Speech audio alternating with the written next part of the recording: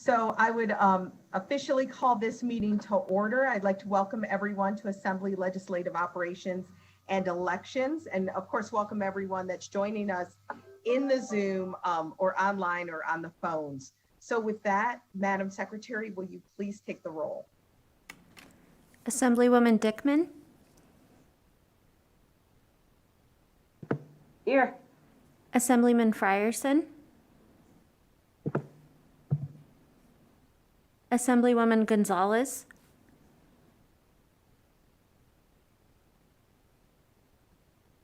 Here, sorry.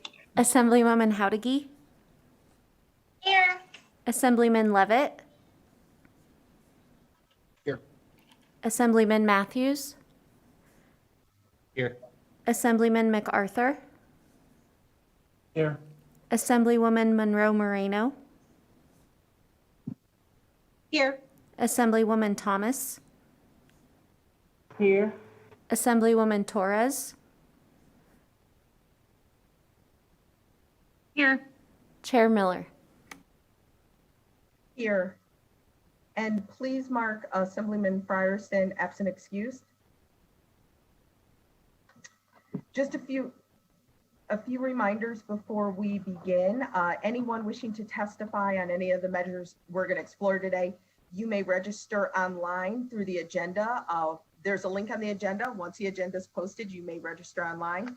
At the end of listening to both bills, at the end, the last item on the agenda, we will have public comment up to 30 minutes this evening. So again, if you're interested in making public comment, you will have the ability to speak for 2 minutes per person at the end of the agenda. I am going to take a few things out of order today because we have a few members that will be leaving, as such is the case at this point in the session. So I would like to actually do the work session to begin with, especially now that we do have some of the bill sponsors in the Zoom with us. So with that, we will open the work session, the first one on Assembly Bill 95. Ms. Lyons. Thank you, Madam Chair. Marshila Lyons for the record. The work session document has been uploaded to Nellis and provided to all the members and available to the public.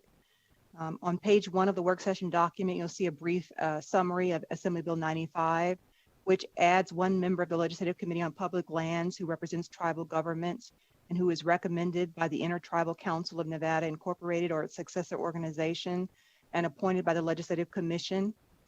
The measure also provides to the extent of legislative appropriation that the member who represents tribal governments is entitled to the per diem allowance and travel expenses while engaged in business of the committee. And there are no amendments in the work session document for this measure. Thank you. Committee members, are there any questions?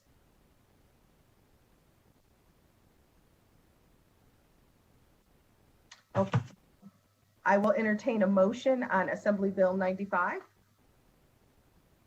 So moved. Assemblywoman Torres. Thank you. We have a motion by Assemblywoman Torres. Do we have a second? Second. A second by Vice Chair Howdigi. And so that is a motion to do pass on Assembly Bill 95. Any questions or comments on the motion? All right, seeing no questions. Committee Secretary, will you take a roll call vote, please? Assemblywoman Dickman? Yes. Assemblywoman Gonzalez? Yes. Assemblywoman Howdigi? Yes. Assemblyman Levitt? Yes. Assemblyman Matthews? Yes. Assemblyman MacArthur? Yes. Assemblywoman Monroe Moreno? Yes. Assemblywoman Thomas? Yes. Assemblywoman Torres? Yes. Chair Miller? Yes. And with that, the motion carries. Assemblywoman Gonzalez, will you take the floor statement on this, please?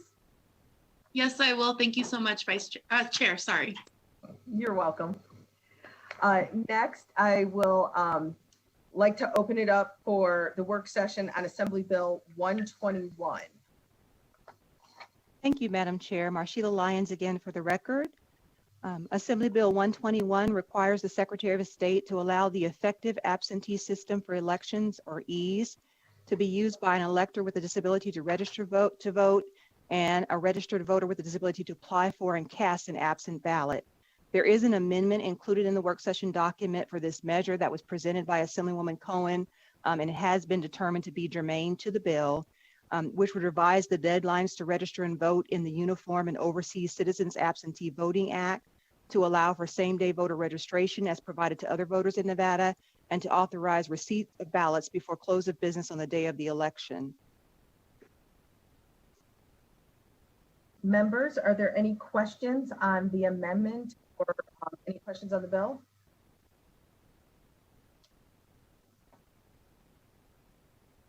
I would make a Okay. motion to amend and do pass, Chair. I'll second the motion.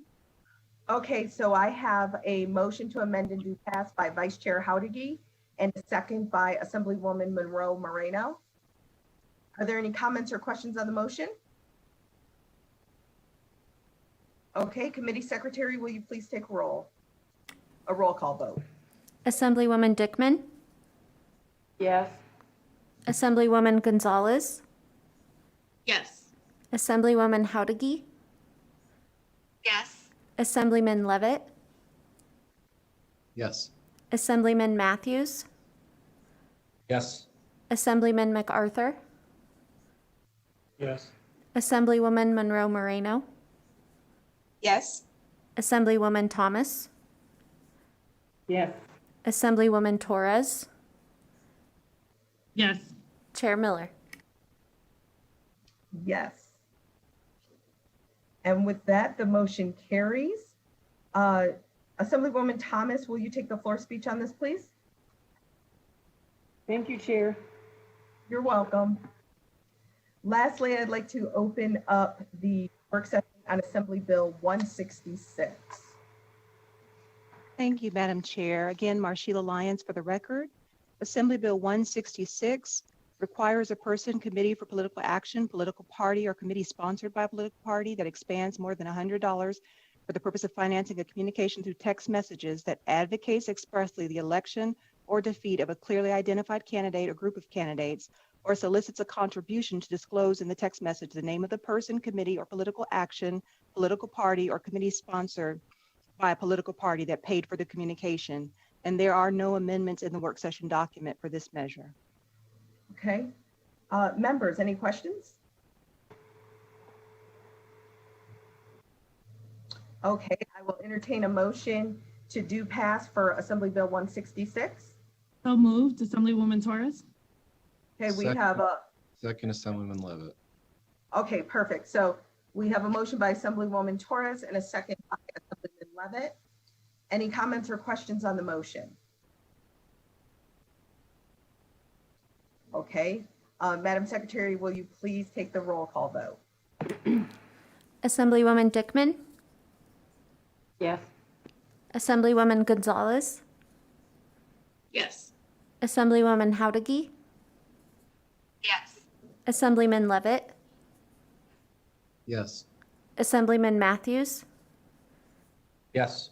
Assemblyman MacArthur, Yes. Assemblywoman Monroe Moreno, Yes.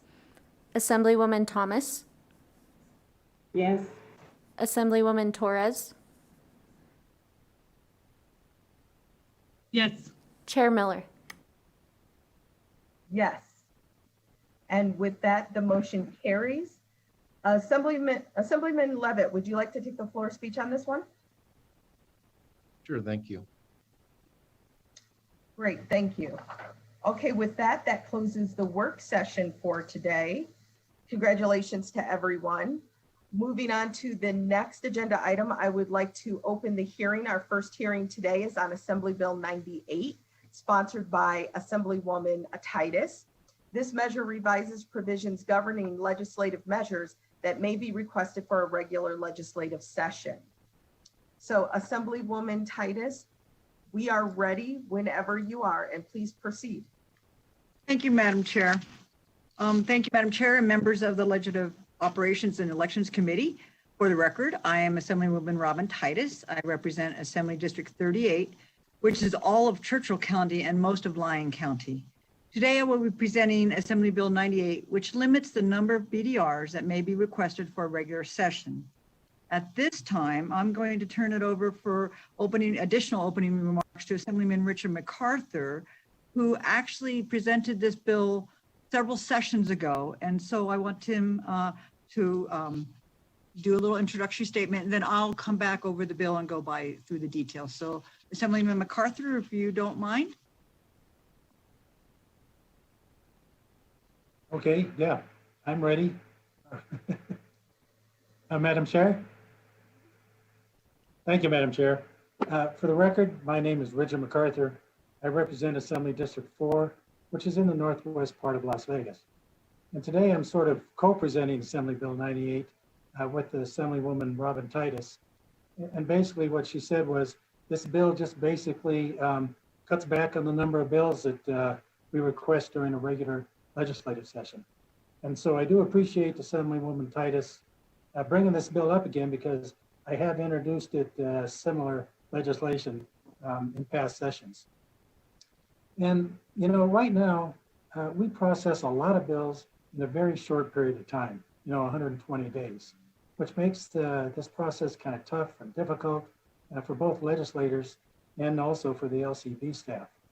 And also, it costs a lot of money to put these bills through. So when we reduce the number of bills that go through, it reduces costs for the state. On more of a positive note for legislators, when we reduce the number of bills, it gives the legislators more time to read the bills, talk to people about the bills, deliberate on each bill, and hopefully it'll cause more thoughtful legislation to go through. So I really believe that this bill will make the legislative process more efficient. That's my very short introduction to Assembly Bill 98. So I'll turn it back over to Assemblywoman Titus. Thank you. Thank you, Madam Chair, and thank you, Assemblyman MacArthur, for that. As he pointed out, this bill basically reduces the number of BDRs that may be requested. I will go over the bill itself at this time. The bill has several pages involved, and to make it a little bit more succinct and easier to understand, we have sent everybody a copy of the current list. There's a graph there that shows the number of BDRs that are currently allotted, and the number that we are suggesting.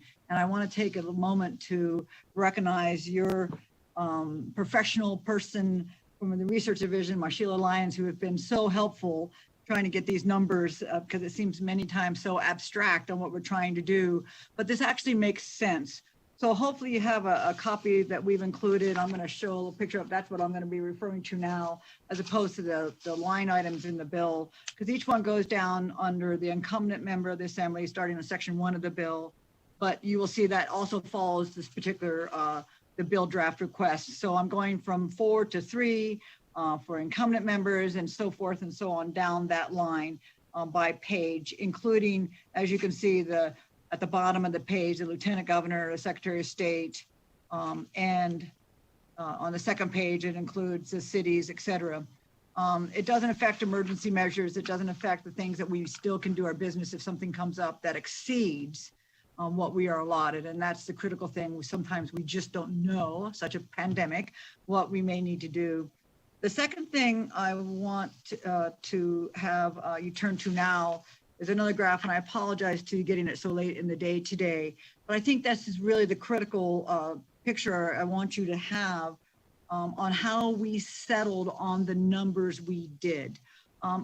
If you look at that graph based on literally since 1989, and we're going through every session on the number of bills that we are allotted, you'll see that through a period of time, the laws have changed, reining in on some of the number of bills that we get. So on that first paragraph under the bill draft request, you'll see there's a big drop from 1989 to 1991. That's because there was a change in the law. But then what the most important thing about this is, if you look at the number of bills that we were allotted, You will also look at the number of bills that actually get introduced. And that's really the story we want to tell here. Because the bills that we are allotted of that number over the last 10 sessions, so over the last 20 years, the average number of bills that actually are produced versus what we're allotted, I did the math earlier today, and it breaks down to about 86.9% of the bills that we are allotted, we actually introduce. So the numbers that that we're actually suggesting are more in line with what actually happens. And even more telling, if you look at the next paragraph over, the number of bills and resolutions that are actually enacted is pretty significant versus the number and percent of BDRs. The average that we actually enact are about 55% of those. So I'm not saying we need to draw it back to that 55% level, because I think these bills that are introduced are important. There's important debate. And sometimes, like I had one today that I actually withdrew after meeting with the department. And they said, oh, we can do that without, legislation. That's fine. I'm going to withdraw the bill. So there will be bills that we introduce that do not go anywhere after some debate over them. But I think the key here is that we're looking at slight reduction, consistent with what we're using now, make sure it's meaningful, save time, save money, as Assemblyman McCarthy pointed out. Most importantly, it's really about our priorities and passing meaningful bills through this process. And so with that, I am happy to answer any questions. Hopefully you will support AB 98. And again, thank you for all your support, and a special thanks to the Research Division. All right, thank you for that, Assemblywoman Titus. Members, are there any questions?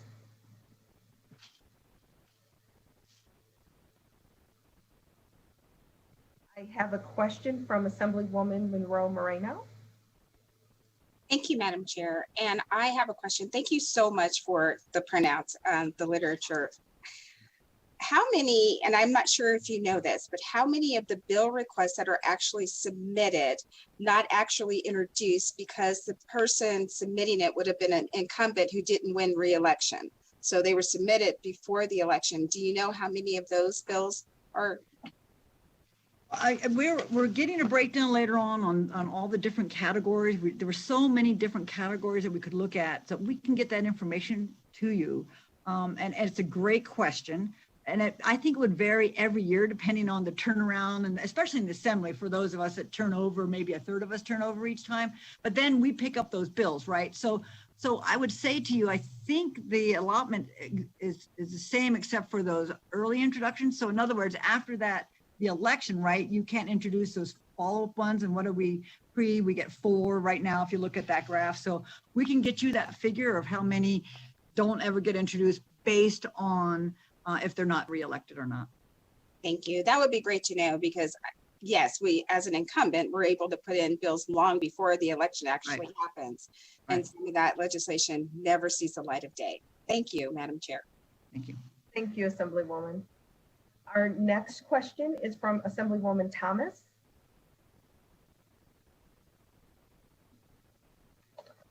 Thank you, Madam Chair. And thank you, Assemblywoman Titus and Assemblyman MacArthur for your presentation.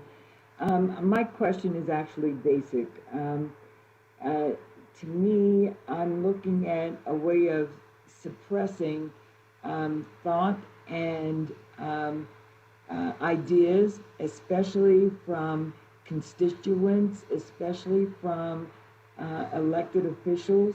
And I was just wondering, how do you account for that? Because if you're limiting, if I read that correctly, you're limiting how many bills or BDRs that are processed during a session, and that eliminates, a lot of our constituents have some good ideas, and they're the ones that are living with issues on a daily basis. And when we suppress thought, we suppress, a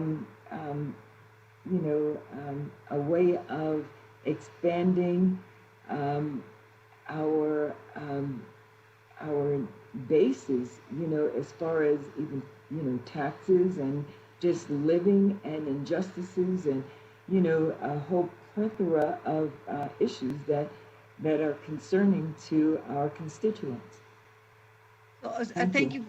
Thank you for the question, Assemblywoman Thomas. I appreciate that because it is thoughtful and you are representing your constituents. And I think that's really important to note that this in no way limits somebody's voice. It no way limits the debate or the discussion about what a priority bill is or what a good bill would be. We've all had that thought is, when something happens to us, there'll be a law against that. Those old expressions where we should be having meaningful thoughts and process with our constituents. This certainly wouldn't limit somebody reaching out to you. What it does do, however, I don't know how those of you on this committee do your priority bills, but I have over my right shoulder there is a folder, huge of future bill ideas and bills and thoughts that we've collected through the session of our constituents, bills that we've heard earlier this summer, or people have met with us earlier in the summer on a good bill idea. And then we play that out. We have that discussion. We meet with staff. We meet with different departments that may or may not affect. And then we choose that, we can fix it via regulation, or that, that doesn't really need a bill. We reach out to LCB. None of this would restrict that discussion. None of those that would restrict you meeting with your constituents. What it does do, however, is when you have, because I'm sure you've had constituents more than even the 5 bills that you get as a new legislature. You've probably had more than 5 ideas. But what it does do is then make sure that you come up with your 4 ideas that are the best that would go forward. And so it whittles it down to what the actual numbers are.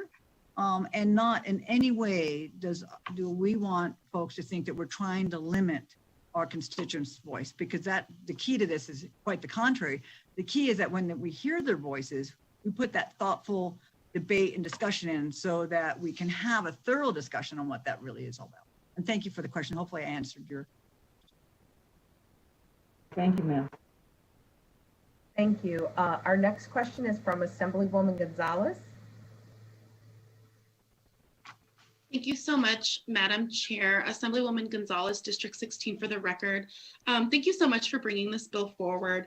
And please correct me if I'm wrong. You stated that of all of the bills that we submit, about 86% of them get heard or go through the process. And then of those 86%, 50% of those get passed. Are those numbers correct? No, what actually, hopefully you have that graph in front of you. It's this picture here. Hopefully that was delivered to your office today. Oh, yes. Yeah, what that says is not that they get 86 get heard, but actually we get those requests, and then the actual percent that become a BDR, that get drop as a bill, it's 86%.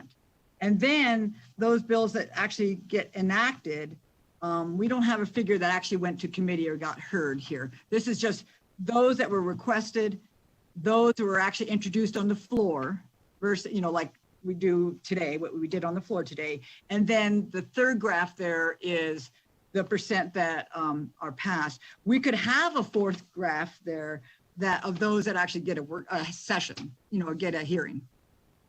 Oh, so you don't have that number? That number is not included in this. Do you know that number? No, that would have to be, again, turn back to our research division to give me that number. So what you're looking at is the total numbers we are able to request, the total numbers that do get written and introduced at the floor, and then the percent that actually get enacted. Okay, thank you so much for that clarification. I'm just a little confused on why we would want to make this less.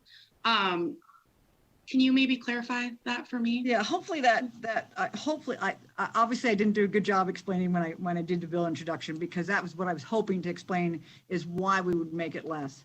From the numbers that I submitted of the bills that we're potentially able to introduce, only about 86% of that do we use. And so and then of that, only half of them then they get passed about. And so based on that, what you've probably been seeing running around the hallways right now are many bills that are going to be introduced and never get a hearing, because you're clearly going down from the percent that are introduced, and you could do the math yourself and the amount that are actually passed. So if 86% get introduced and only 58% get passed, what's happening to the other 30%? They're being left in the drawer. So you could do your fourth column based on those two numbers, subtracting them. And so the reality is we spend a lot of time doing bills that don't ever get a hearing or get printed, put away, and when we don't use a number that we potentially could. So there's a lot of effort from our legal, as you know, from the last 3 days.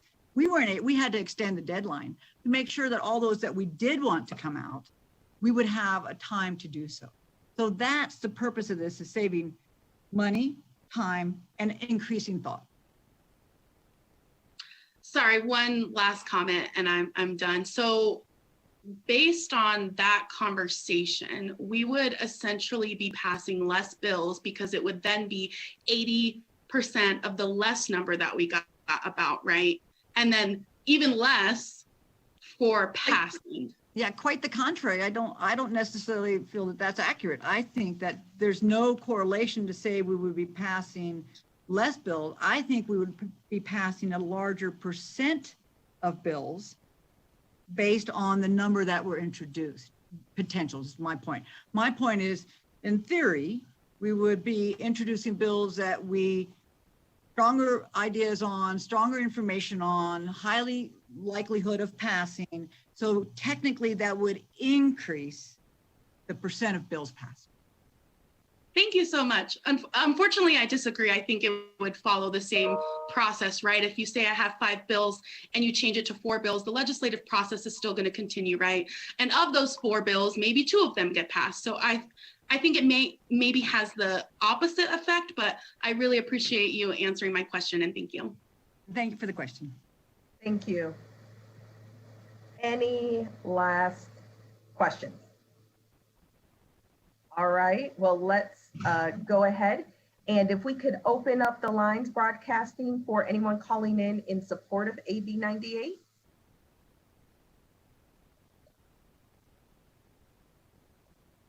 Yes, Chair Miller, I will do that right now. To testify in support of AB 98, please press *9 now to take your place in the queue.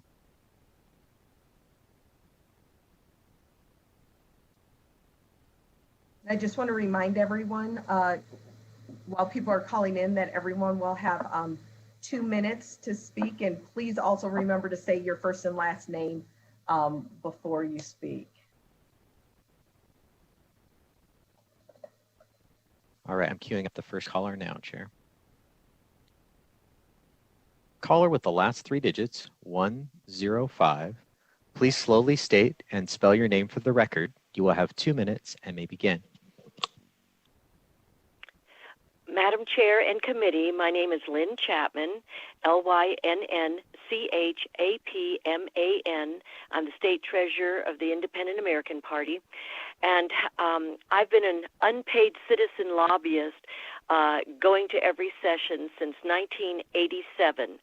And I would like to just mention that I would work on 1 or 2 bills each session because there were nowhere near as many bills back then as there are now. I would love to give gold stars to Assemblyman MacArthur for bringing this bill a few sessions ago, which I did testify in support for, and for Assemblywoman Titus for bringing this back. This is a bill that is really needed. I remember one year we had over 1,800 BDRs, 1,800. That is crazy. We didn't even get through half of them that year. It was absolutely insane.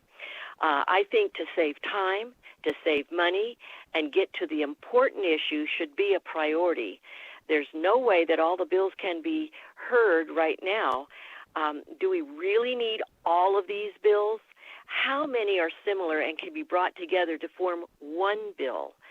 So I think some of the questions could be answered in AB 98. I like this bill. It's great. And we do support AB 98. Please support it too. Thank you. Thank you.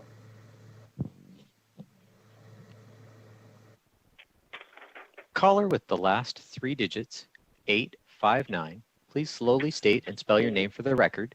You will have 2 minutes and may begin. Good afternoon. This is Janine Hansen, State President of Nevada Families for Freedom. That's JANINEHANSEN. I have personally participated in every session of the Nevada Legislature since I was 19 and have been a full-time citizen advocate for families and taxpayers since 1991. I remember one of the sessions which continued well into late June before the constitutional 120-day calendar limit was passed. AB 98 is a very reasonable bill which limits the number of bills that can be introduced by senators, assemblymen, the governor, counties, cities, and many other entities. This bill will be beneficial to legislators who suffer under the huge number of bills, the Legislative Counsel Bureau that has to write the bills, and the public, which always struggles to keep up with the deliberations of the legislature. This bill will bring out the best of legislation and leave undone some less important bills. More thought will be put into the bills that will be introduced, which will benefit our entire state. This bill will also save money since the LCB won't have to write as many bills. This bill is a win-win for all concerned. It will improve the entire legislative process to the benefit of all. We thank those who brought it forward. Thank you very much. Thank you.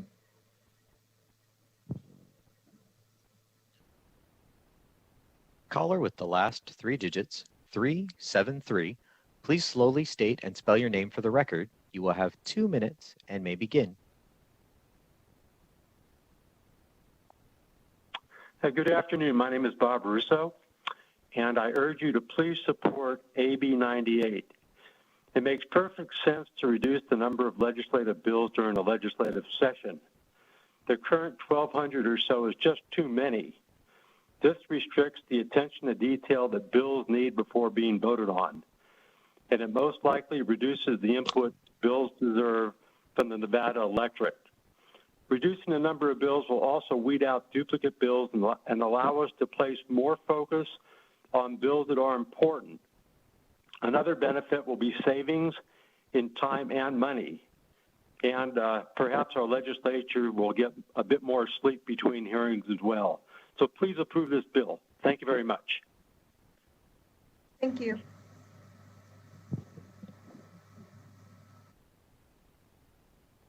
Caller with the last three digits, 842. Please slowly state and spell your name for the record. You will have 2 minutes and may begin. Hi, my name is David Gibbs, D-A-V-I-D, G-I-B-B-S. I'm calling in support of this bill. I think you guys have plenty on your plate.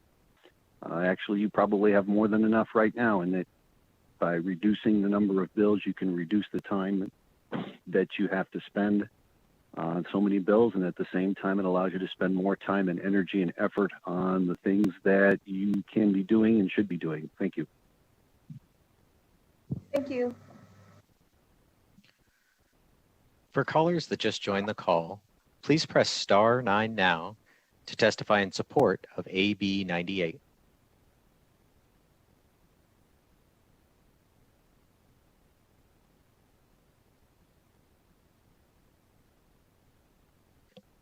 Chair, the line is open and working. However, there are no more callers in support of AB 98.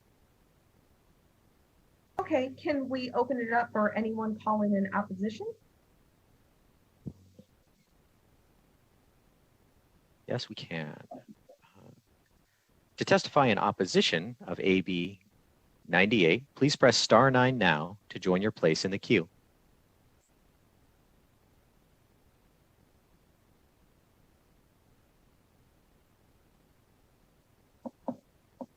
To testify in opposition to Bill AB 98, please press star 9 now to take your place in the queue.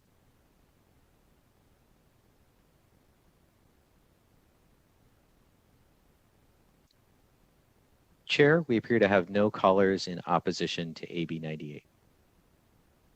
Okay. Do we have anyone for neutral, to testify neutral? To testify neutrally on AB 98, please press star 9 now to join your place in the queue. Pardon me. To testify neutrally on AB 98, please press star 9 now to take your place in the queue. Chair, we have no callers to testify neutrally on AB 98 at this time. Okay, thank you. Well, with that, not having anyone left for testimony, Dr. Titus, I'd like to thank you for your presentation, and Assemblyman MacArthur for your participation as well. And I will close the hearing on Assembly Bill 98. Thank you, Madam Chair, for hearing the bill. You're welcome. Thank you. We will move on to our next agenda item. I will open up the hearing on ACR 3. So ACR 3 is totally misplaced right now.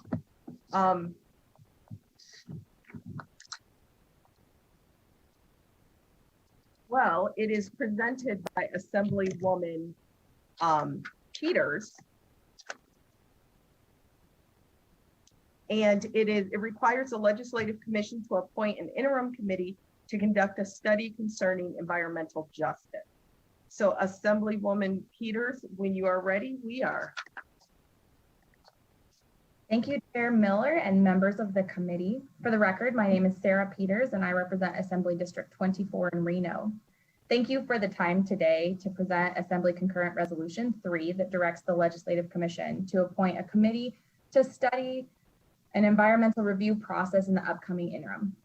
Environmental justice is defined by the U.S. Environmental Protection Agency as the fair treatment and meaningful involvement of all people, regardless of race, color, national origin, or income, with respect to the development, implementation, and enforcement of environmental laws, regulations, and policies. The EPA set up the Office of Environmental Justice in 1992, which continues to offer tools and supports to assist in capacity building and the consideration of environmental justice in communities across the nation. However, despite these efforts, we have seen time and again where decision-making has resulted in the disproportionate impacts to vulnerable communities. I do not suppose to sit up here and tell the committee that I have a solution to the environmental justice work that needs to be done in this state. In my life, I have seen drought and flood, I have seen storm and wind and fire, all here in this little part of the state that I call home. Through my work, I've seen injustices perpetuated by government culture unwilling or unknowingly ignoring the voices of our often small, rural and marginalized communities. At a young age, I became aware of the difference in the treatment of streets depending on the neighborhoods, but it took me much longer to understand the why. It wasn't until I started working in the world of environmental review that I started to understand unintended consequences of policy decisions and the disproportionate impacts those decisions had on communities within my home state. I work now with communities continuing to advocate for what some people would call the underdogs. And today this resolution is about giving them space and a platform to educate us on what their experience has been. Throughout the years, environmental advocates have made advances toward policies that would review impacts of decisions on certain natural resources. Some of these ideas mimicked existing federal and state rules.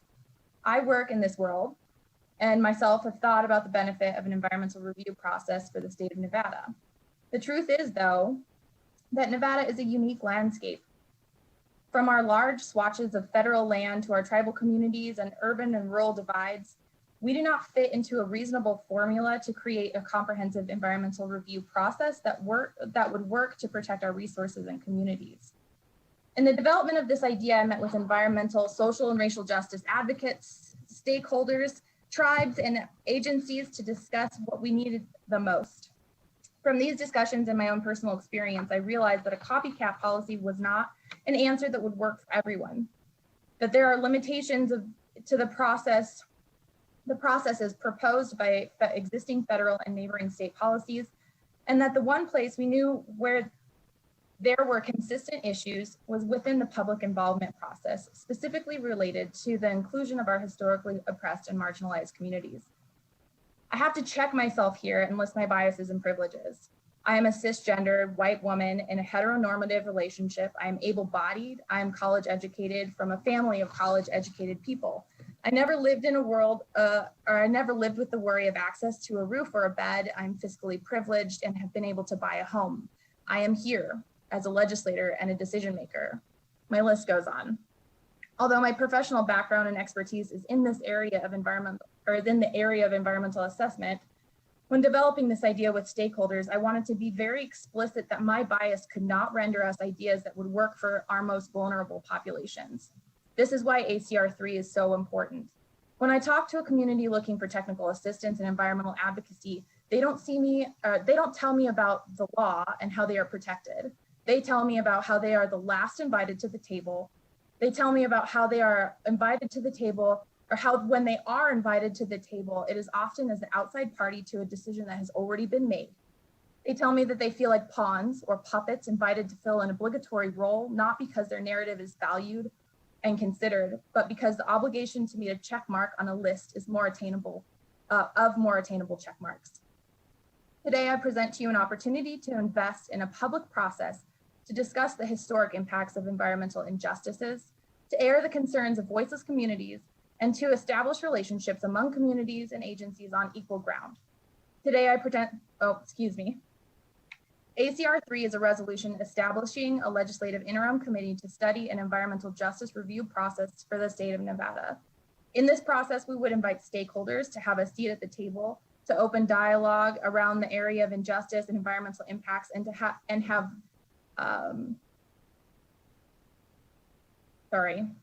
open dialogues around the area of injustice and environmental impacts that have resulted in issues that we have never made space for prior.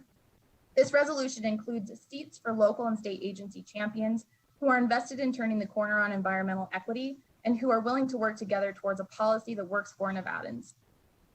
ACR 3 establishes the need and recognizes the state's existing authority to promulgate rules and regulations to address these areas, while recognizing the historic and broader understanding of what environmental justice is.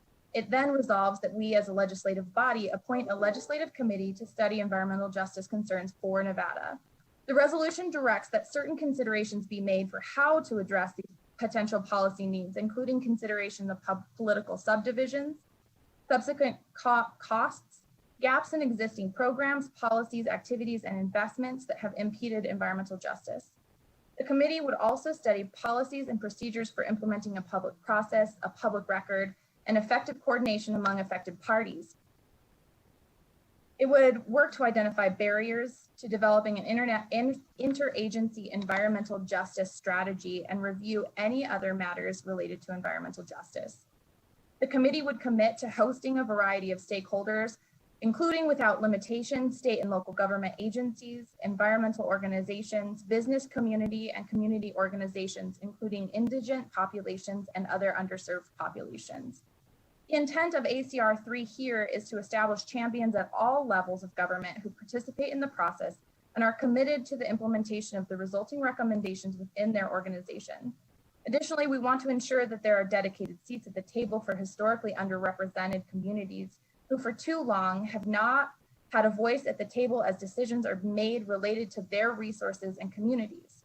I personally have committed to ensuring that there are travel dollars, including stipend and per diems for participants whose participation would result in a hardship to themselves or their families, as we know that this is a barrier.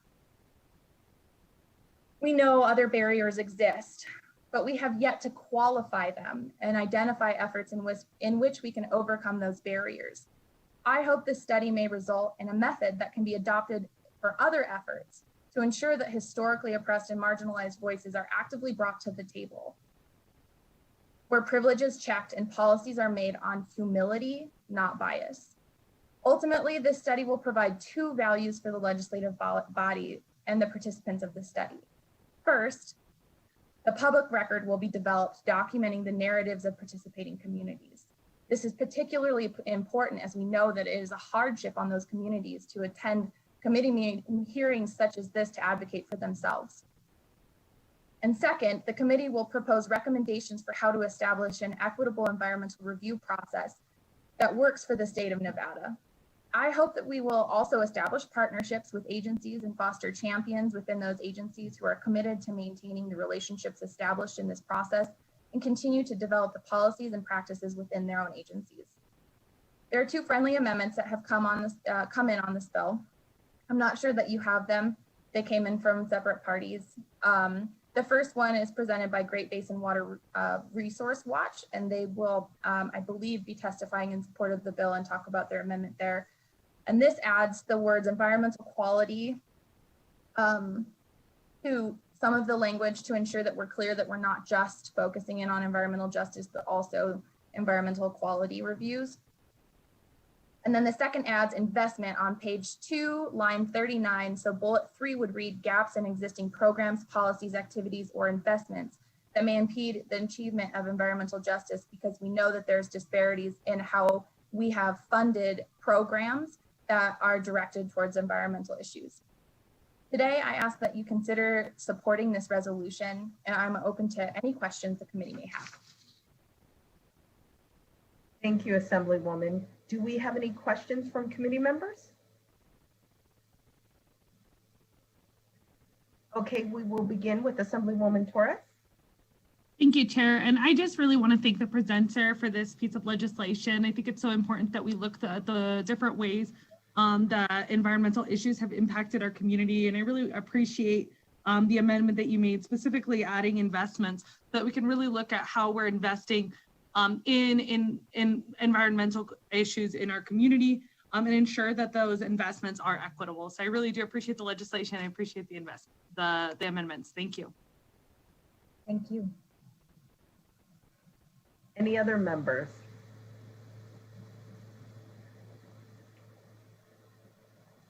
Okay, not seeing any questions, then we will move into testimony on the bill. Broadcasting, can we open up the lines for anyone that would like to call in support of ACR 3? Chair, yes, we can. To testify in support of ARC 3, please press star 9 now to take your place in the queue.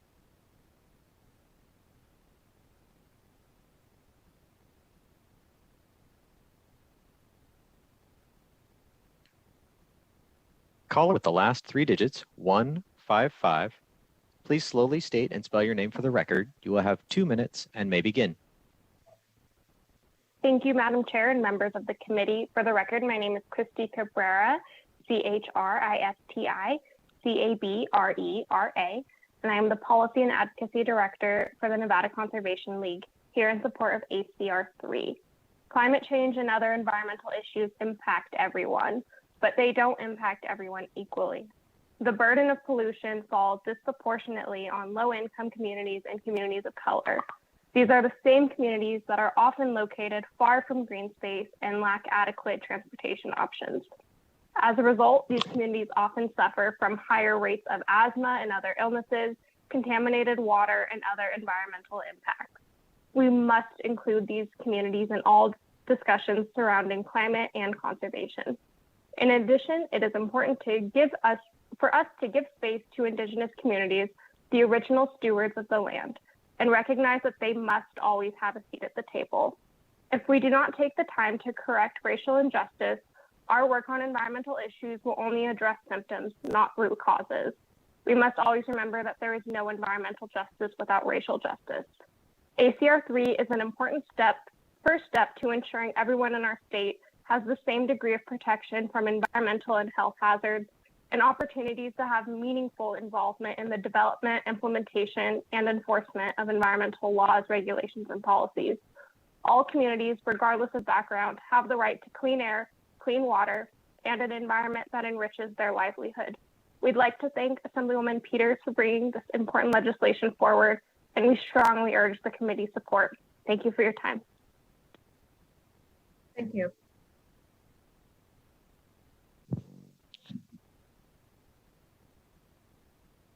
Call-in user 1. Please slowly state and spell your name for the record. You will have 2 minutes and may begin. Can you hear me okay? Yes. Yes, we can. Okay.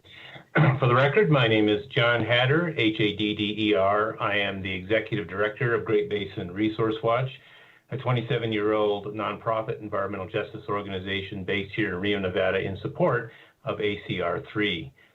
My organization started on this journey to ACR 3 and a Nevada-based environmental justice and quality review process in our work with the residents of the old Comstock mining region. The region has largely been a tourist economy, highlighting the history of the old Comstock mining period from 150 years ago. However, recent mining activity by Comstock Mining, Inc. has caused considerable disruption to the community. What has been much needed was a comprehensive environmental review similar to what is provided by the National Environmental Policy Act, NEPA, for federal actions. But the mining operation has been entirely on private land, and there has been no federal trigger for a NEPA-style review. State and county level permitting is narrow in focus and does not capture the full range of consequences of the proposed mine plan. This lack of a full assessment had us thinking that there needs to be a state NEPA of some kind. Many state and local government actions have far-reaching consequences for communities and often disproportionately affect some peoples. This is why environmental justice is explicit in the text. The question then arose, should Nevada just more or less copy what another state has done? There are 16 examples of state NEPAs and some common elements to all of these state-level laws. For example, language around environmental review process. But Nevada is unique. We need to deliberate and craft statutes that meet our needs, which is how we arrived at ACR 3. We thank Assemblywoman Peters for taking up the charge and note that it was her suggestion to pursue a legislative study. ACR 3 requires interim committee to facilitate a series of broadly advertised public hearings and gather information about various aspects to consider in the development of Nevada statutes. Nevada should see this as an opportunity for open and inclusive path. Sir, your 2 minutes are up. Thank you.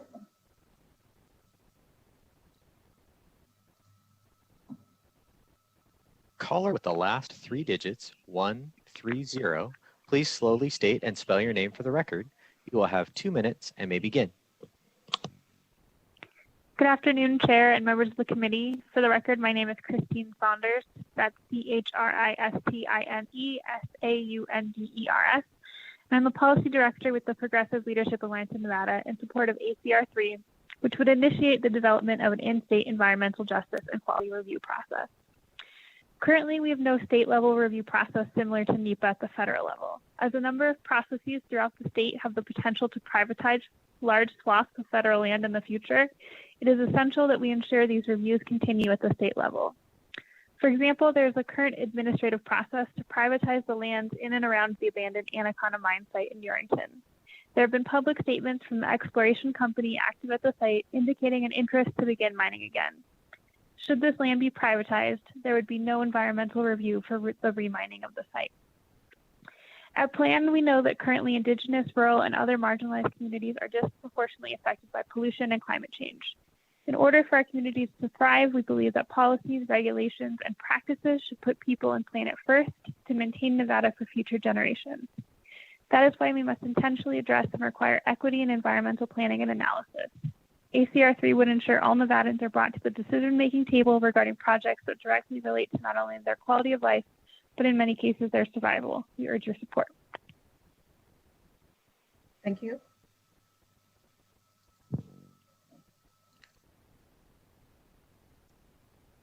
Caller with the last 3 digits, 783.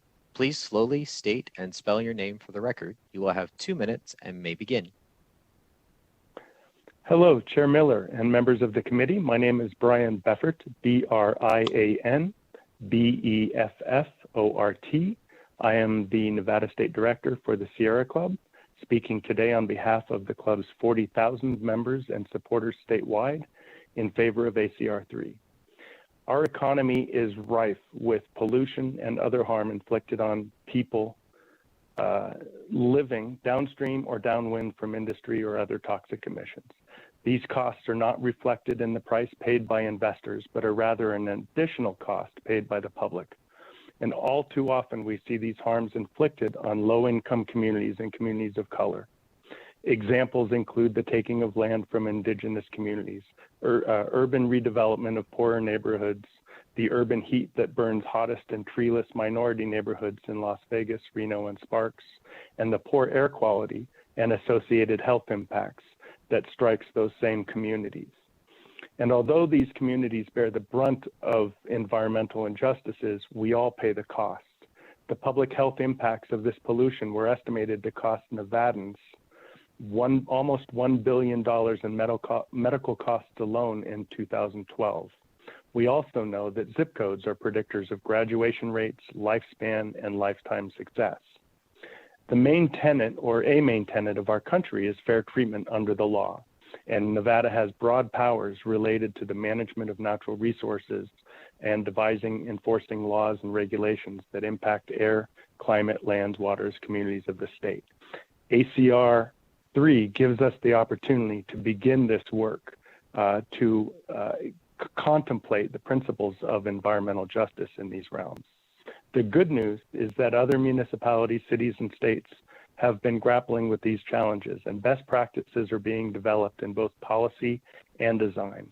ACR 3 gives Nevada the opportunity to implement solutions, and I urge you to support. Thank you very much. Thank you.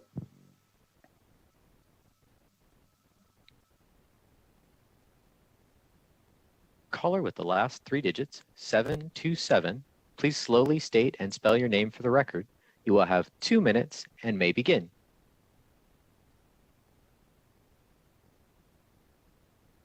Caller with the last 3 digits, 727. Please press *6 to unmute. Hi, can you hear me? Yes. Hello, my name is Laura Fillmore, Fillmore. I'm a retired public school teacher, and I've lived in the Dresselville Reservation in Nevada for the last 31 years. Carrie Dan was my friend, and I'm here to speak and invoke her name and the damage done to Mount Tenabo and the continuing environmental destruction going on there. But because I live in Dresselville, I'd like to tell you a story. The Carson River runs right through here, right behind our house. And the Leviathan mine is upstream, a Superfund site, and obviously the damage was done well prior to NEPA and other federal legislation that might have mitigated that. But we went up there one time with the elders from the language immersion school that we founded here, and when we were there, the elders were giving testimony as to the cultural importance of the mine, of the mining site, and of the area. And our children from the immersion school were playing nearby in an open meadow.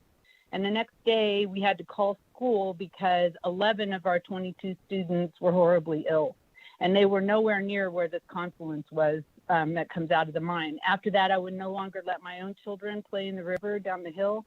And we no longer ate fish we've never eaten any fish since that time. This was in the late 1990s.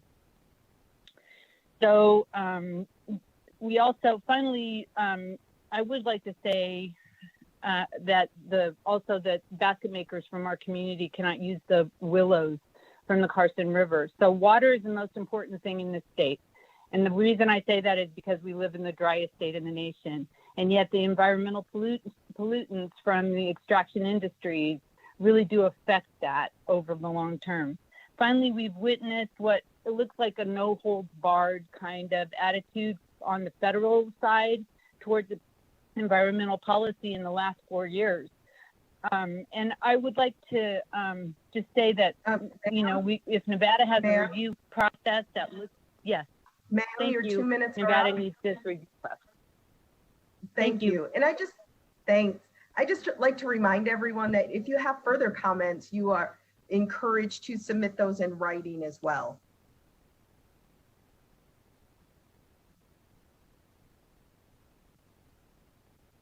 Caller with the last 3 digits, 120. Please slowly state and spell your name for the record. You will have 2 minutes and may begin. Lisa Ortega, Lisa Ortega, hometown Ely, Nevada, and Las Vegas resident.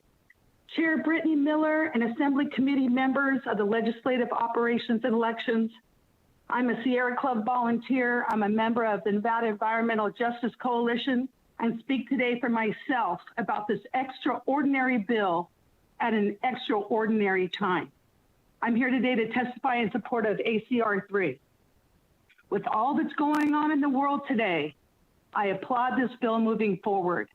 ACR 3, an environmental justice bill that requires an interim committee to conduct an interim study concerning the development of a Nevada-based environmental justice, environmental quality, and fair investment review process. Instead of a developer rules-based framework often seen with Nevada's fast-paced development, this will allow a framework that protects the health of Nevadans and Nevada itself. This process can protect and improve our communities and mitigate potential adverse effects that may not have been determined in the status quo way Nevada develops. May the bill pass. May we rise to the occasion of what it asks of Nevada lawmakers to really dive into what we've created and what we are creating. This bill asks us to look at decisions with a new, very specific lens when decisions, projects, and further developments deliver or don't deliver for all Nevadans. Thanks for your time. Thank you for your work and your leadership. Please pass ACR 3 for people you may never have the chance to meet. Thank you. Thank you. Caller with the last three digits, 386. Please slowly state and spell your name for the record. You will have 2 minutes and may begin.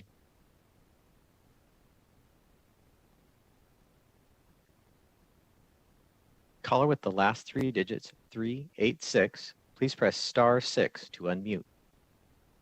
Hello, my name is Rudy Zamora. That's RUDY ZA for the record. Thank you for the opportunity for me to speak today. I'm here today as the program director of Chispa Nevada, a community organizing program of the League of Conservation Voters that's building the political power of the Latino families in Nevada to have a voice in environmental decision making. I'd like to express our support for ACR 3. We believe all environmental policy pursued by the state of Nevada should have equity as a clear and central component and should center the needs and priorities of communities most affected by environmental pollution. In Nevada, this means the low-income communities of color who are more likely to live near sources of pollution or waste or live in areas that are physically hotter. It means the Black, Indigenous, and other people of color who breathe in dirtier air and drink dirtier water, who disproportionately pay more for their basic utilities despite contributing less to energy and transportation use or to pollution. It means the people with the fewest resources shouldering the burden for pollution for those who pollute.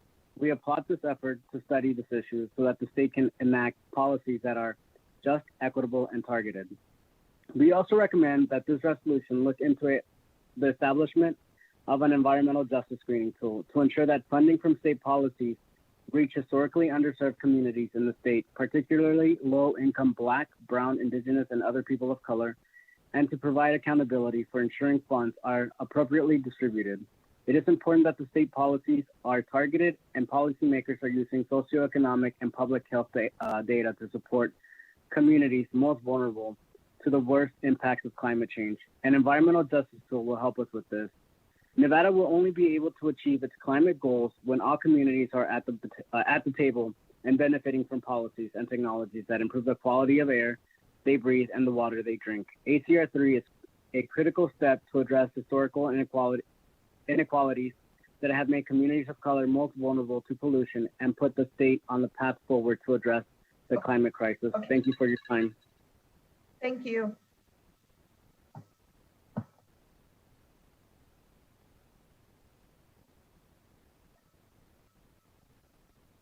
Caller with the last three digits, 427. Please slowly state and spell your name for the record.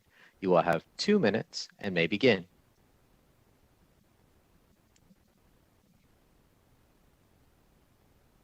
Caller with the last three digits, 427. Press *6 to unmute. Hello, this is Stevie Applewhite for the record, representing Sunrise Movement Reno and a member of the Nevada Environmental Justice Coalition. I'm here in support of ACR 3, and I would like to thank Assembly Members Peters and Watts and everyone on call in support for recognizing the importance of the air we breathe, the water we drink, the people we love, and the places we call home. I hope that this bill passes. Thank you. Thank you. Caller with the last three digits, 637. Please slowly state and spell your name for the record. You will have 2 minutes and may begin.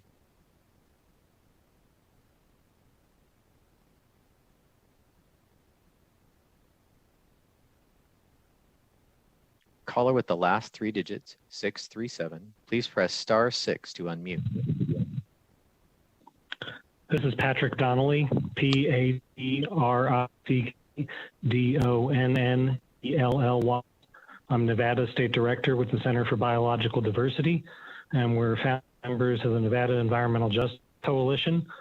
Thank you, Madam Chair, and committee members. Thank you to Assemblywoman Peters for answering important study proposal. This environmental regulatory system protects our clean air, clean drinking water, our wildlife, ensures food on our plate. And the foundation of this system is informed decision-making, wherein agencies analyze the potential environmental impacts of projects and proposals and base their decisions on working to avoid, minimize, or mitigate such impacts. This provides protection for our federally managed lands and wildlife in the state, but no similar statute exists at the state level. Right now, we have a hodgepodge of environmental protection laws at the state level, but no mandate for universally informed decision-making on the environment. This is a significant flaw in law to be remedied. And we do have laws to protect water and air, even if such protections are modest at the state level. We have no law to protect environmental justice. And proposals involving state or county governments, Nevada, disadvantaged communities are left. Assemblywoman Peters proposed the right way forward. Rather than introducing a bill all fully baked and ready to go, this proposal would establish a legislative committee to gather input on what an environmental quality and environmental justice program might look like. This will help ensure that when a bill is brought forward, it has significant buy-in from the numerous parties who would provide input during the legislative study. The need for this legislation is indisputable. A study will be the best way to ensure widespread buy-in on the proposal and will craft the most meaningful and best informed legislation possible for the future. Thank you. Thank you.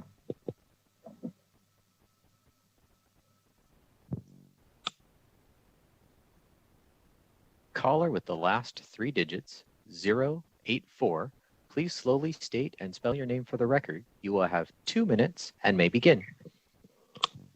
Good afternoon. My name is Cynthia Moore, CINTHIAMOORE, and I'm the National Lead for Ecomadres, a project of Moms Clean Air Force and a proud member of the Nevada Environmental Justice Coalition.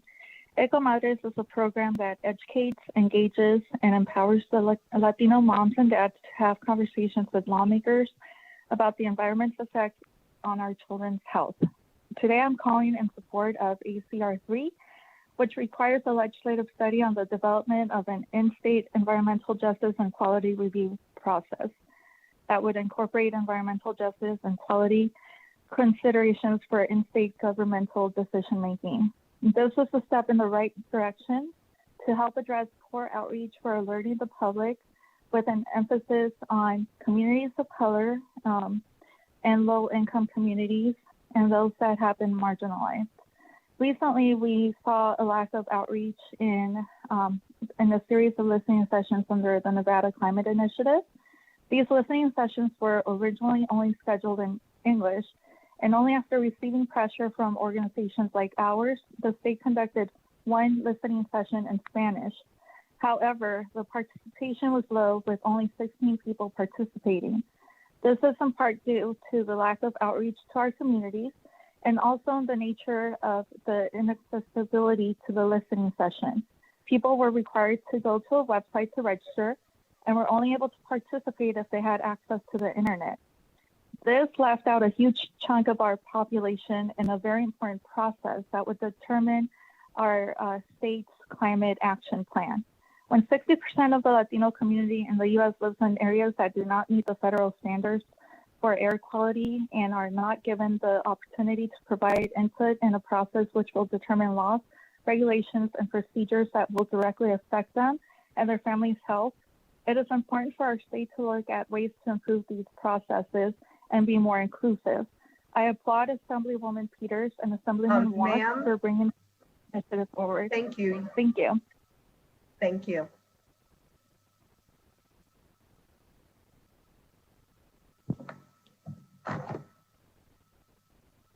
Caller with the last three digits, 662, please slowly state and spell your name for the record. You will have 2 minutes and may begin. My name is Kyle Roerink, Kyleroerink, and I am the Executive Director of the Great Basin Water Network, and we support this bill. We ask you all to do the same, and I just want to echo everything that has already been said so eloquently by so many others, and I just want to throw out one thing before I end, and we've invoked NEPA a number of times this afternoon, and it has twin goals, and that's to foster informed decision making as it relates to significant environmental impacts, and to promote informed public participation. And I think as it relates to that last one, what we're really asking for here is a study to help us, get to a point where we can, at a state level, have greater conversations about what are unintended impacts of a proposal, and what do communities want. And I just think a forum where this can happen would certainly benefit the state. Again, I just want to echo what's already been said, and please support this bill. Thank you so much. Thank you.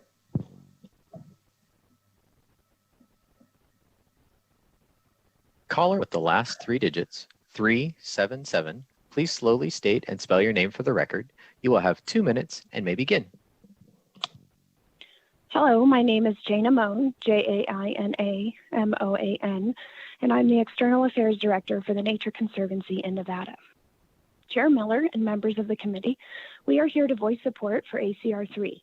As a global organization dedicated to conserving the lands and waters on which all life depends, we believe that to be effective in helping the environment, we must implement solutions that are inclusive, just, and equitable. We want to be sure that our environmental solutions don't repeat past mistakes by manifesting harm or injustice. Climate change is forcing us to rethink how we power our economy. As we embark on the road to a new net zero carbon economy, we can ensure a just transition by incorporating standards of equity in our institutional norms and decision-making processes. To get there, we must first understand where present environmental injustice is experienced and felt in Nevada. ACR 3 seeks to do these things. We applaud Assemblywoman Peters for proposing this study. The Nature Conservancy offers our support and help in any way that is appropriate. We urge the committee to support ACR 3. Thank you for hearing our testimony. Thank you.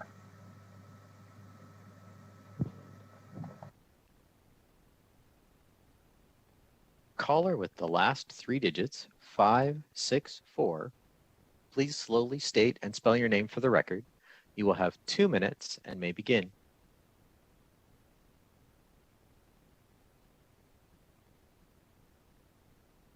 Caller with the last 3 digits, 564, please press *6 to unmute. Thank you. Good afternoon. For the record, my name is Chelsea Hand, and I'm the Outreach and Program Coordinator of Great Basin Resource Watch. Members of the committee, please note our written comments sent yesterday in support of this testimony. In them, you will see an appendix showing a map of all the states that have some kind of state-level NEPA. Of those states, please note Montana. It's interesting that they were very early in adopting their Montana Environmental Policy Act, and that it was adopted with a Republican House and a Democratic Senate.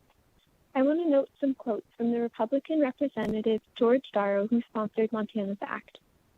NEPA significantly expanded the public right to participate in the decisions of government.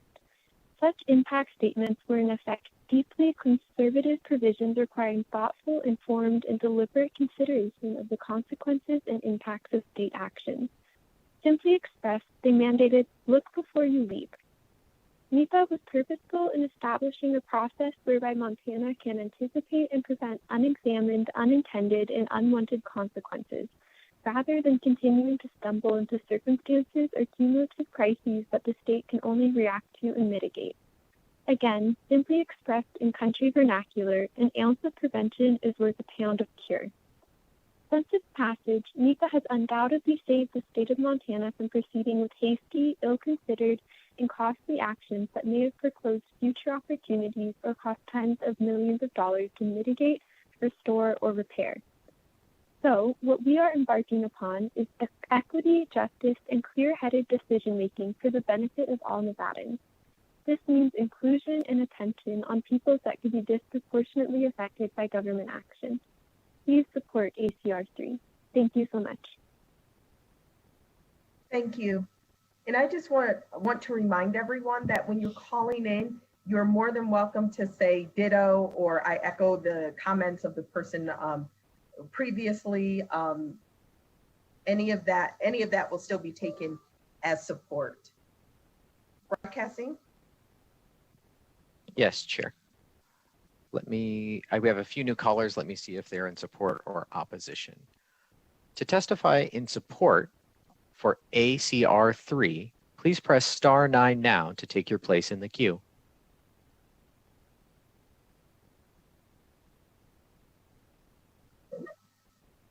Caller with the last 3 digits, 554, please slowly state and spell your name for the record. You will have 2 minutes and may begin. Hello, for the record, my name is Dexter Lim, D-E-X-T-E-R-L-I-M, speaking as the coordinator of the Sunrise Movement Las Vegas Hub. We're a youth-based climate organization and proud member of the Nevada Environmental Justice Coalition.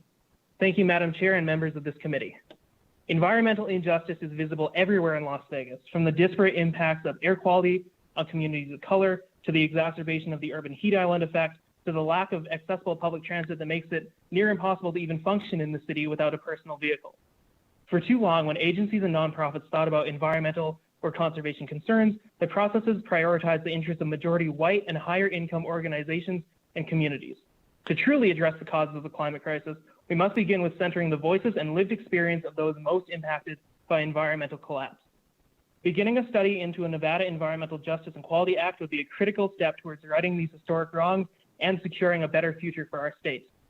Nevada has begun bringing environmental justice into climate action, most recently through the state-level climate strategy that wrapped up last year.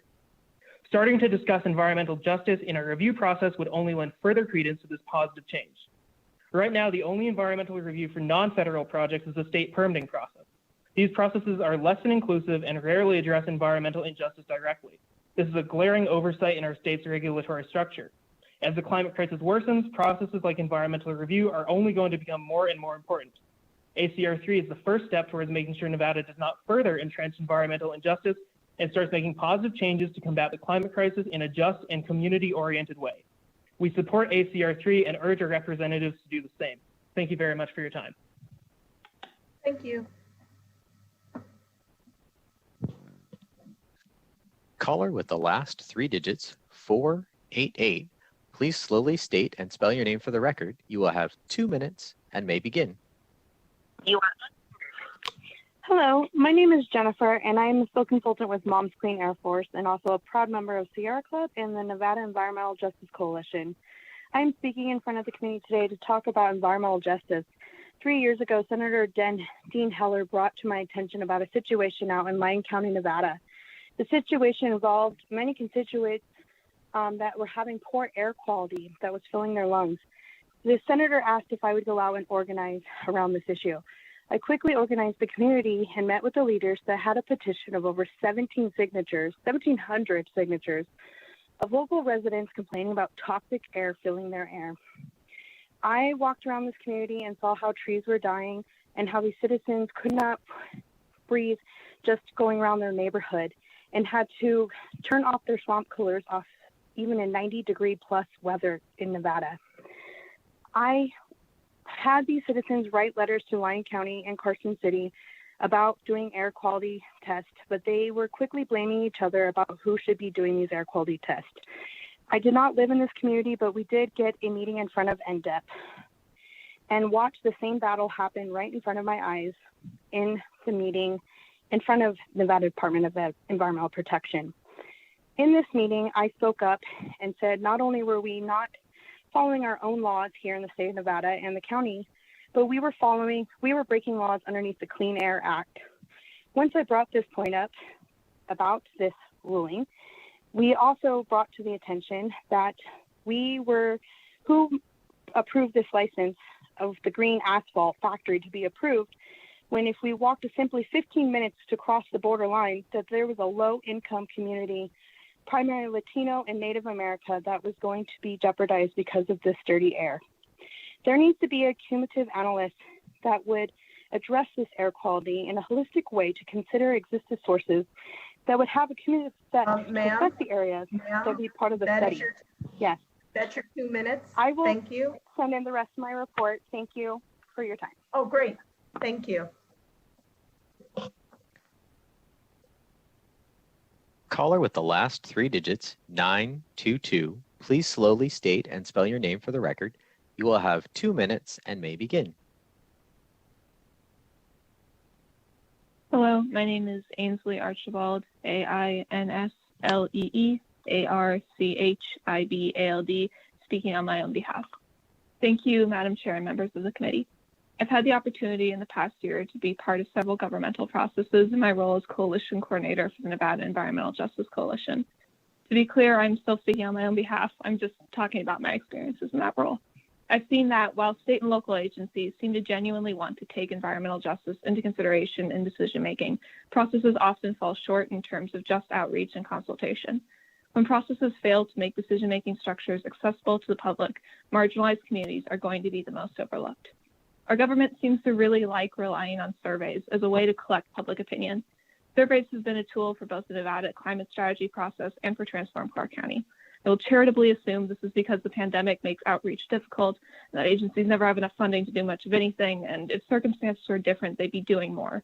However, the demographics who respond to these surveys just do not reflect the demographics of the communities most impacted by the decisions they are about.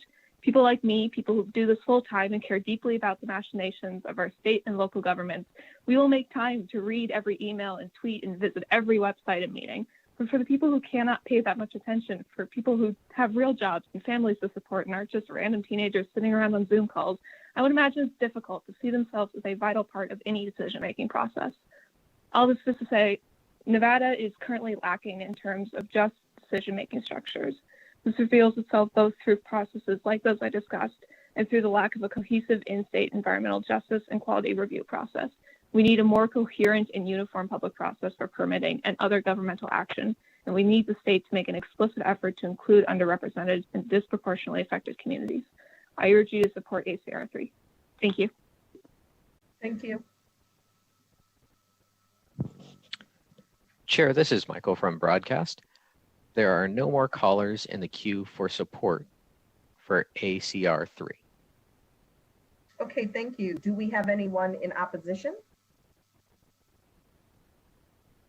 In order to testify in opposition to ACR 3, please press *9 now to take your place in the queue.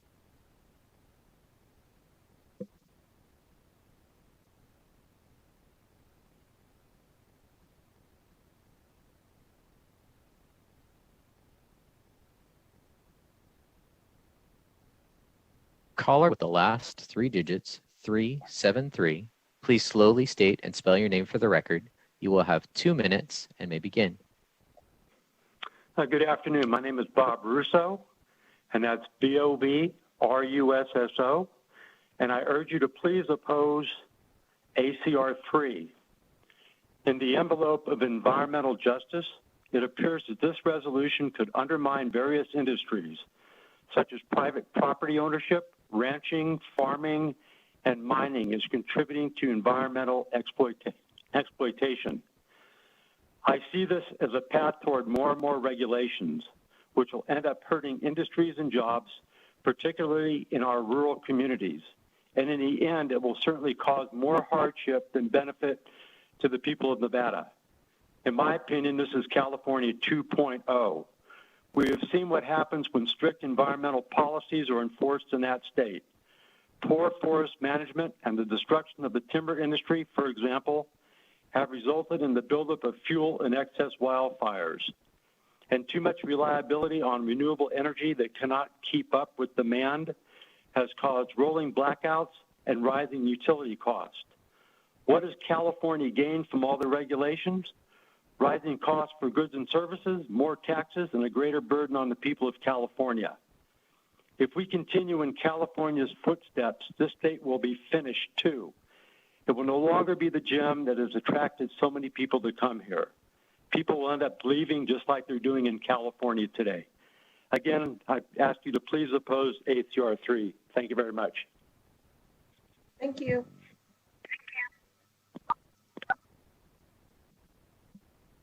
Caller with the last three digits, 859. Please slowly state and spell your name for the record. You will have 2 minutes and may begin.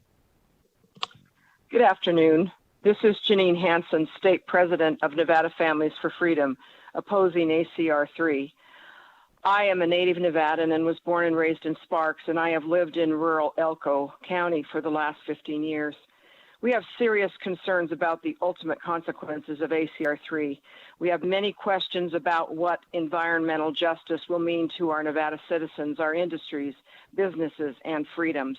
ACR 3 seeks to impose environmental justice by using the force of government, including the use of permitting, proposing legislation, promulgating regulations, that's proposing legislation and regulations, enforcement in order to obtain their objectives. What are the objectives of the ACR 3, and how will they impact ranching, mining, energy production, and other industries? How will environmental justice impact our economy and businesses? Who will suffer under more government regulations, legislation, and enforcement? ACR 3 identifies exploitation of natural resources. What does that mean? Are ranching and mining included in what ACR 3 identifies as exploitation? This resolution could cause serious damage to our economy and jobs. And more importantly, ACR 3 could cause serious damage to individual property rights, which are fundamental and alienable rights. What this resolution does not acknowledge is that there are many current inheritable property rights on Nevada's land, including grazing rights, mineral rights, property rights, and water rights. I see no protections recognized in this bill that protect property rights from the government regulations, legislation, enforcement, but exactly the opposite.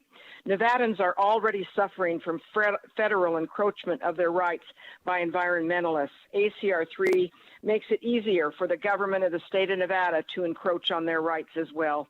Please oppose ACR 3. I have been working on the land issues in Nevada since the 1970s, and we need to preserve and protect the land, but we also need to keep government in balance and not taking our freedom. Thank you. Thank you.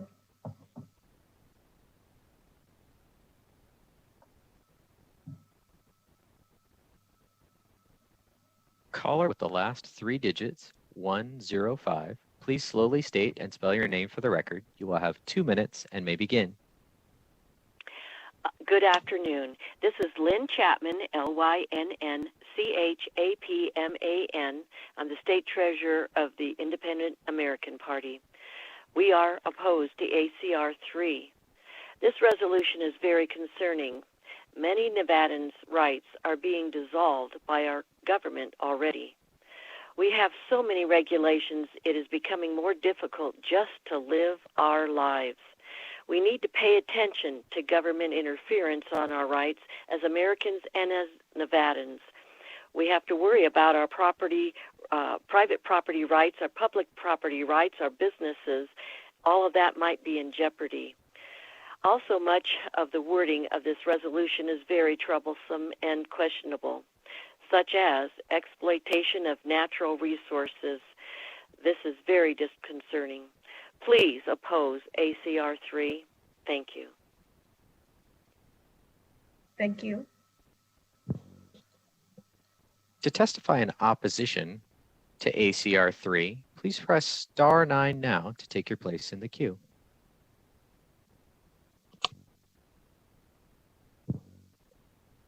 Caller with the last three digits, 842. Please slowly state and spell your name for the record. You will have 2 minutes and may begin. My name is David Gibbs, David Gibbs, and ditto to what everybody has said who's spoken in opposition to this bill. The language is nebulous, and I think it's way too open to interpretation and potential abuse. Thank you. Thank you.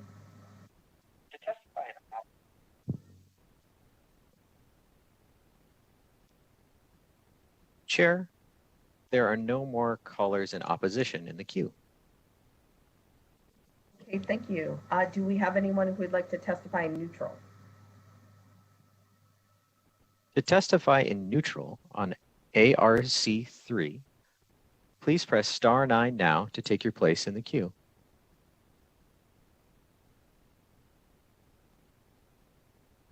Caller with the last 3 digits, 112, please slowly state and spell your name for the record. You will have 2 minutes and may begin.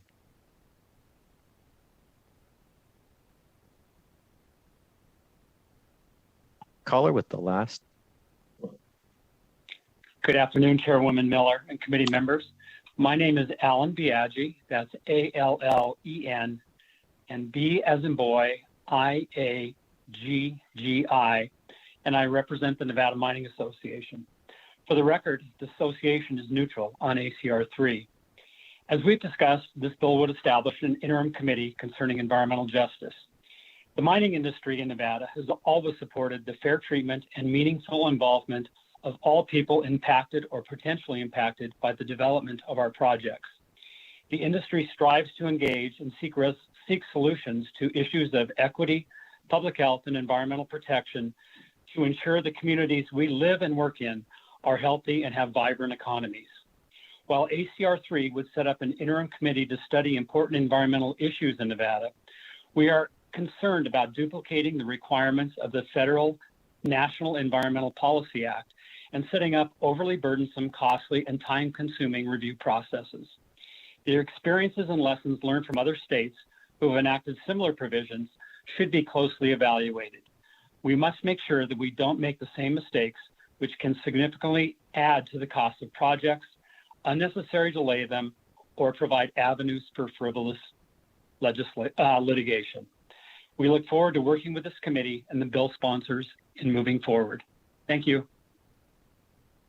Thank you. Chair Miller, there are no more callers to testify neutrally on ACR 3. Okay, thank you for that. And with that, I will go ahead and close the hearing on ACR 3. We will move on to our next agenda item, which is public comment.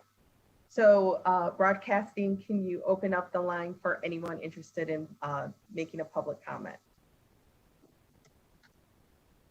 To make public comment, please press *9 now to take your place in the queue.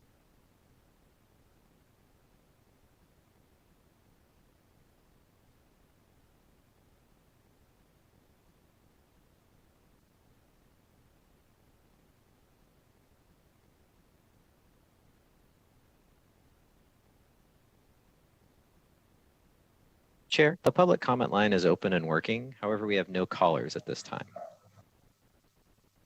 Okay, thank you for that.